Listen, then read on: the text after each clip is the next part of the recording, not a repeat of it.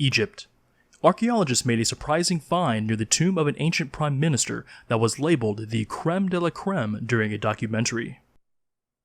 Tony Robinson was in Deir el-Bahari near the city of Luxor in Egypt for filming of Channel 5's new series, Opening Egypt's Great Tomb. He visited a tomb buried beneath the rocks which archaeologists had determined belonged to one of the highest-ranking officials to serve the pharaoh of the 12th dynasty. Mr. Robinson revealed how they uncovered the remains of the Vizier Ipi inside 56 separate jars. In fact, there has been the most grisly of discoveries. Towards the end of last season, the archaeologists had a great find in what looks like a discreet pit right next to where they have their breakfast. These 56 pots were all waste material from Ipi's body, all the cloths, all the gore, and all the blood from when he was mummified. Nothing tinged with Ipi's bodily fluid could be thrown away. So, stained bandages and embalming materials were chucked into the pots and stored just outside the tomb, until now. However, Mr. Robinson went on to explain how one discovery made recently topped them all. Archaeologists managed to uncover the heart of this ancient prime minister completely intact. Mr. Robinson added, one of the big tasks of the season is to scour through these 56 pots.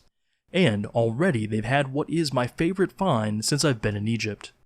Okay, so there are some of the finds out of the big jars. Now, that was the bandage that went around Ipi's mummy. This, what looks like a white tablecloth, was the wrapping around the mummy. It's like a horror film, isn't it?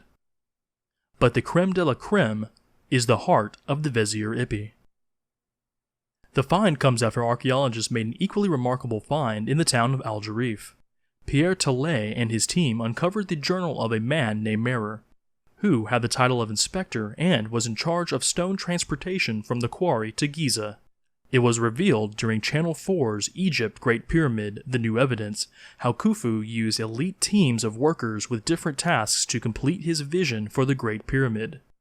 The narrator detailed in 2017, the papyrus shows that Khufu divided his workers into teams with clear responsibilities and targets. A crew of 40 men, like what Merer led, was known as a file.